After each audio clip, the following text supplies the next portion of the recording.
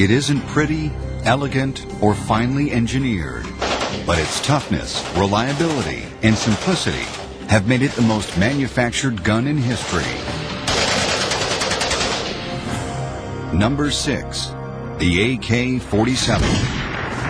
From Vietnam to Afghanistan, wherever there was conflict in the second half of the 20th century, the AK-47 has been there. Its origins can be found in the rubble and debris of Europe during the final days of the Second World War. The Nazis had realized that a better gun was needed for street fighting. But their Sturmgewehr, or assault rifle, came too late to save the Germans. However, its concept inspired the Soviet Union to create their own version, in secret.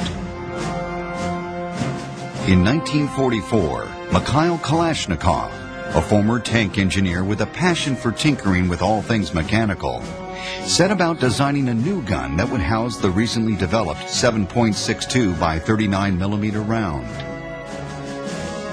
I think his motive was patriotism. His country was at war.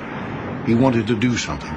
Now, the fact that what he probably didn't realize in his youthful exuberance was that you don't design a rifle overnight. It took him several years to get it right. So the war had finished. But it was still patriotism that drove him. That was it. He wasn't going to get rich because the communist system wouldn't allow that. Более дорог. Я отвечаю. I had to work a lot, work hard at my rifle models. I had to create them in a very difficult situation, and they are as dear to me as children are to their mother. After several years and many failed designs, the Avtomat Kalashnikov 1947 was ready to arm the communist world for the Cold War ahead. The AK-47 is perhaps the quintessential assault rifle. It's utterly reliable, simple to operate. It was designed in the days when the Soviet Union had a huge conscript army of peasants whose capabilities in handling complicated machineries were questionable at best. The secret to the AK's reliability lies in its loose mechanical tolerances. Most designers sought to tighten up spaces between moving parts. Kalashnikov allowed them room to breathe. His gun could be subjected to the worst battle conditions imaginable and still be ready to fire. The AK-47 became the standard sidearm for all Soviet personnel. With its single or automatic firing capabilities, it performed the roles of both a rifle and submachine gun in one robust package. The AK is so widely recognized because of its huge proliferation. The Soviet Union in the days of the Cold War literally gave these rifles away, but the fact of the matter is, upwards of 50 million of them were made. The Kalashnikov assault rifle had perhaps its greatest impact against American troops in the hands of the Viet Cong. The AK-47 had a level of firepower that caught the U.S. off guard.